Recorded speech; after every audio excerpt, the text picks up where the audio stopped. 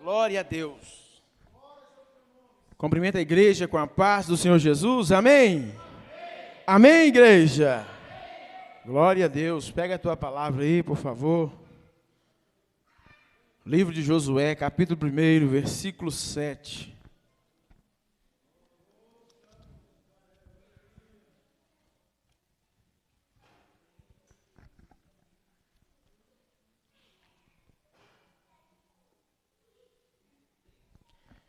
Livro de Josué, o capítulo 7, capítulo 1, versículo 7. Josué é exatamente, o livro que está após o Pentateuco, Então, vamos meditar aí. Josué, capítulo 1, versículo 7. Glória a Deus.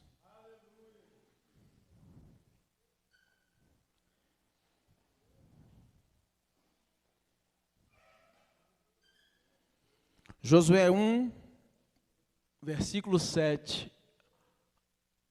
Aqui está exposta aí a versão Almeida Corrigida e Fiel. Não é isso, sonoplasta e a auxiliar?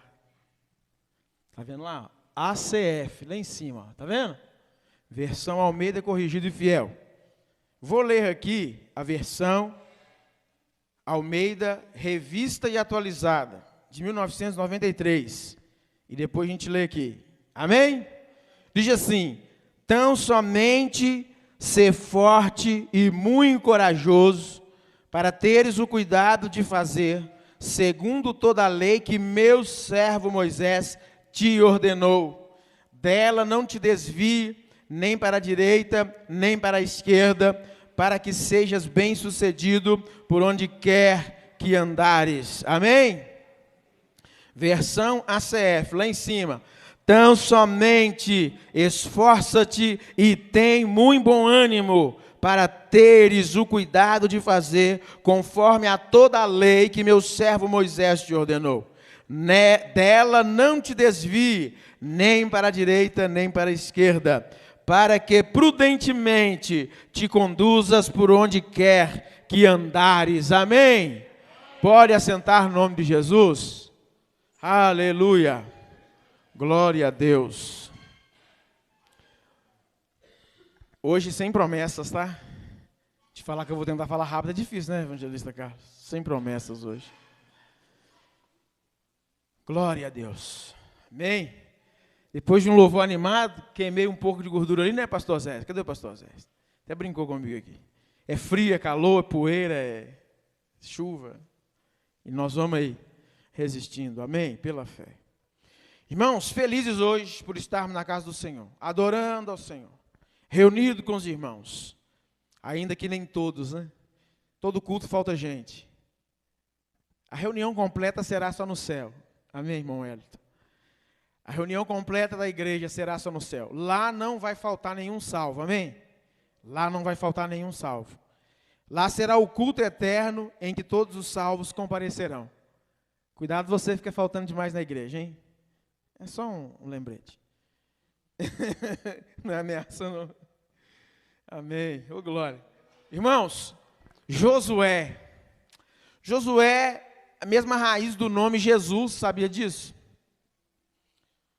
Da raiz Joshua, que também no Novo Testamento, quando vão falar do Messias, aí diziam Yeshua, né? Mas a raiz da palavra é a mesma, Joshua e Yeshua. Tem até a mesma conotação ou o mesmo significado, que quer dizer o Senhor salva. Olha que lindo. Eu sempre brinco com o varão Josué, o nosso Josué daqui, né?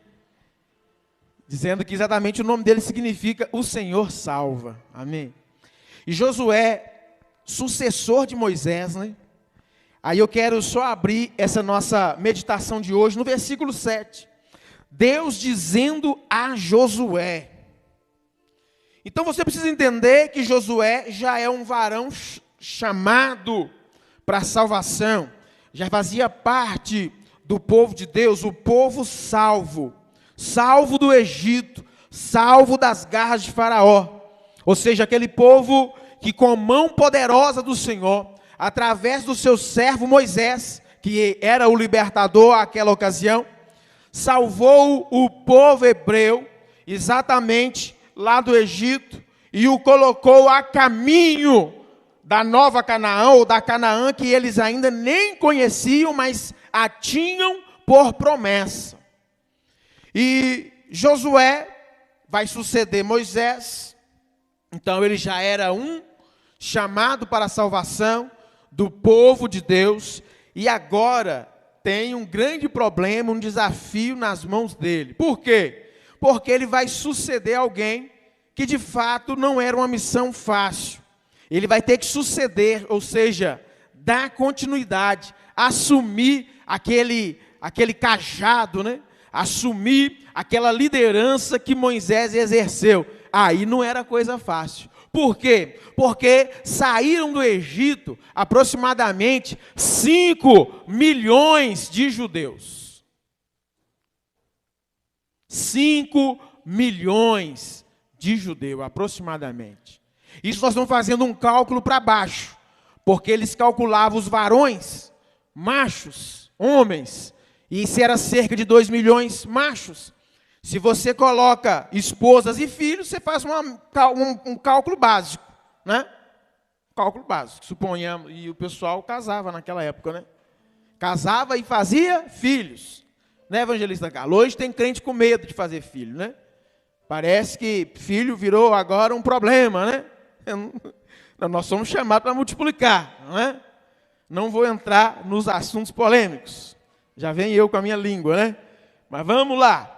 Então, uma conta básica, uma média de 5 milhões de judeus, sob a liderança de Moisés, saindo do Egito, e eles agora vão caminhar, né, pelo deserto, e Deus vai operar muitos milagres, muitas maravilhas, por intermédio de Moisés, e também assessorado pelo sacerdote Arão, e também a sua irmã profetisa, né, que também auxiliava. Olha, e agora, chegado um tempo em que Moisés morreu, depois de toda a obra, tudo feito, Moisés morreu. Moisés foi tomado pelo Senhor, ou seja, não estava mais entre os viventes aqui na terra. E agora sobrou Josué, que era o auxiliar de Moisés, ele era o servidor de Moisés. Então ele era aquele que assistia diretamente a Moisés.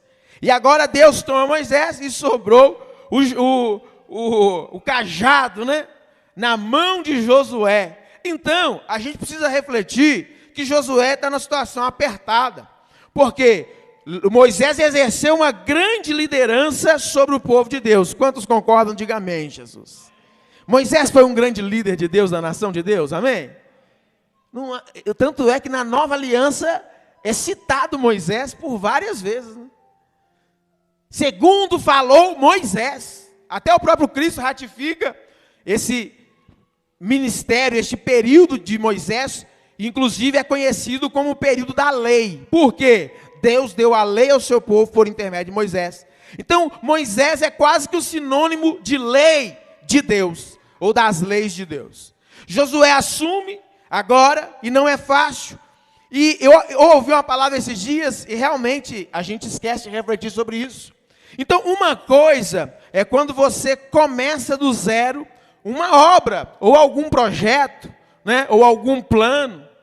Então uma coisa é você começar do zero. Aí você começou, bacana. Você faz, não tem parâmetro, porque você começou do zero. Agora, outra coisa mais difícil, irmão Hélio, é quando você continua a obra que alguém já começou. Né, pastor Zé? Aí o negócio aperta. Por quê? Porque são inevitáveis as comparações. São inevitáveis as comparações. Lembro-me de quando eu assumi esse cajado, e é normal, e a gente sofre mesmo, não tem jeito. Por quê? As comparações são inevitáveis. A gente dá sequência a uma obra que alguém já começou, a gente dá continuidade a um legado que alguém nos transmitiu. Isso é de uma responsabilidade muito grande. Sabe por quê? Porque você precisa honrar os seus líderes, você precisa honrar aqueles que foram antes de você. Você precisa deixar a memória deles vivas, amém? Fiquei muito feliz no culto do último domingo, irmão Daniel, fazendo menção da memória do nosso querido pastor Lorival, amém? Isso é bom, por quê? Porque aqueles que continuaram a obra que ele também pegou de alguém, mas ele deu sequência por um tempo, ele passa esse cajado para alguém, alguém continua. Então é uma responsabilidade muito grande, e Josué estava com essa responsabilidade nas mãos, de assumir a liderança que foi de Moisés, e dar sequência ao plano, ao projeto de Deus para o seu povo aqui na terra. Deus dizendo a Josué: tão somente esforça-te. Então, o primeiro ponto para nós observarmos a ordem, a orientação de Deus para Josué: tão somente esforça-te. Diga a pessoa do teu lado: esforça-te. Não, com voz de profeta e profetizas: esforça-te. Então, o primeiro passo da orientação de Deus, esforça-te, é o esforço, é pela força. Se você quer chegar a lugares que outros não chegaram, você tem que se esforçar. Se você quer que Deus realize algumas obras exponenciais na sua vida, que não fez na vida de outrem, você precisa se esforçar.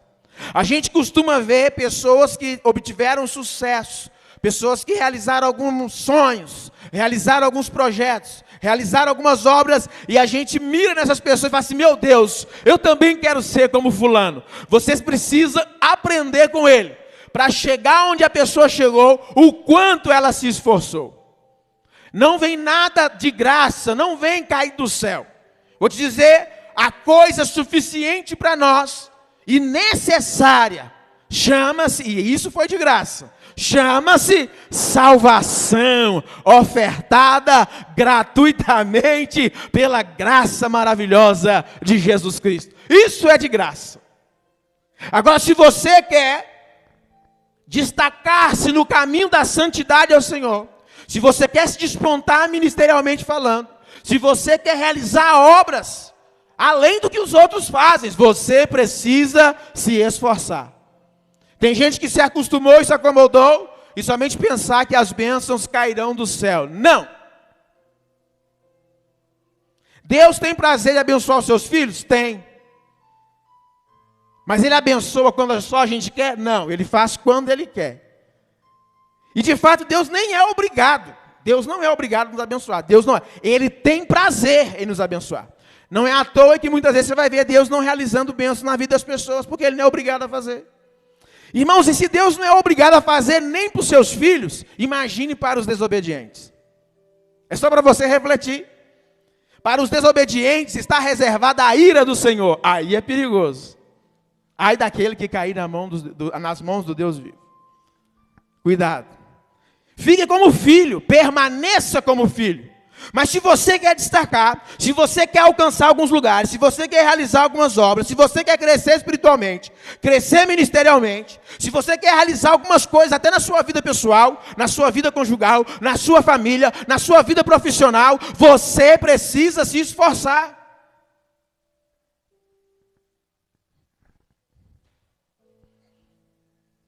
Jesus nos diz no Evangelho, quando ele vai nos pregar acerca da lei do profeta e dos profetas, ele diz: a lei e os profetas duraram até João. Desde então, ou seja, a partir daí, é anunciado o reino de Deus. E todo homem emprega força para entrar nele. Outra linguagem que é da Revista Atualizada diz: e todo homem se esforça por entrar nele. Nele aonde? No reino de Deus.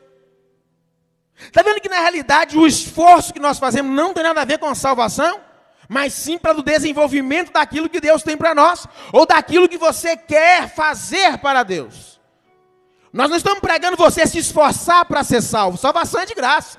Salvação é um favor imerecido de Deus por nós.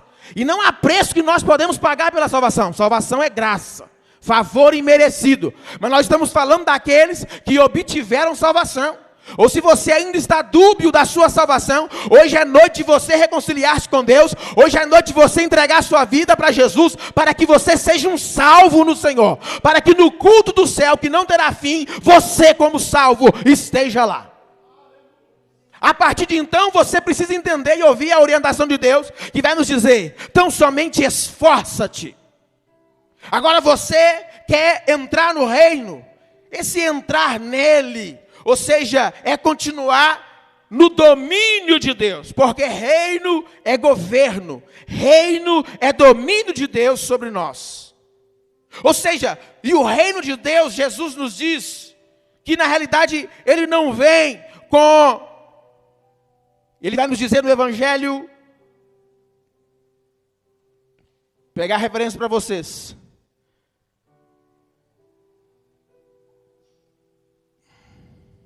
João, deixa eu ver se eu anotei.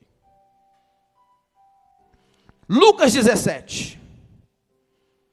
O versículo 20, versículo 21. Jesus dizendo, porque os fariseus interrogaram Jesus sobre quando viria o reino de Deus. Aí Jesus respondeu assim: o reino de Deus não vem com aparência exterior. Ou seja, não é visível a princípio aos nossos olhos, porque não vem com aparência exterior. E Jesus continua: e nem dirão, ei-lo aqui ou ei-lo ali, pois eis que o reino de Deus está dentro de vós. Então está querendo dizer que o reino de Deus é estabelecido dentro de nós, em cada um de nós. O homem que quer entrar nele, no reino de Deus, precisa tomá-lo pela força, ou se esforçar para isso. O que Jesus está dizendo, em outras palavras, para nós: você precisa guardar os mandamentos dele, isso é santificação. Você precisa continuar se separando para Deus, para uso exclusivo de Deus, e não sair do domínio dele, que é o seu reino. Quantas pessoas que caminharam com você hoje estão desviados, parados, alguns até morreram, outros não querem saber de Deus mais, porque deixaram de se esforçar. Não é esforçar para ganhar a salvação, que muita gente confunde isso. Não, você não paga pela sua salvação. Ninguém pode pagar por sua salvação. Mas é se esforçar para manter-se no reino de Deus, para que o reino de Deus continue estabelecido dentro de você. A maneira de Deus permanecer em nós é como que Jesus falou: é nós quando guardamos os seus mandamentos, Ele então permanece em nós. De pouco a pouco, muitos deixaram de obedecer a palavra, como se não tivesse mais importância. É por isso que morreram espiritualmente. É por isso que se desviaram, é por isso que falharam. E há muitos com dificuldade de retornar. Segundo ponto. Esforça-te é o primeiro. E tem muito bom ânimo. Ó, muito, quer dizer muito, né? Aqui é uma versão abreviada do muito. Muito bom ânimo.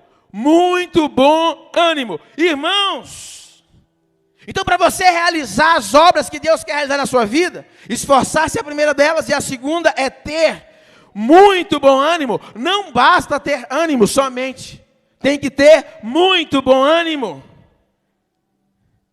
Esse ânimo, resumidamente, sabe o que é? É a alegria de servir ao Senhor, seu Deus, de todo o coração. Alegria em adorar a Deus, alegria em servir. Servir e adorar são sinônimos. Alegria em servir. Irmãos, quantos irmãos são genéricos, tá? Homem e mulher, tá? Quantos irmãos você não consegue ver um sorriso para servir ao Senhor? Muitos têm vindo, parece que é a base de chicote, né?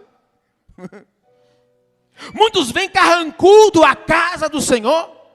E a expressão salmista é: eu me alegrei quando eu ouvi, vamos à casa do Senhor.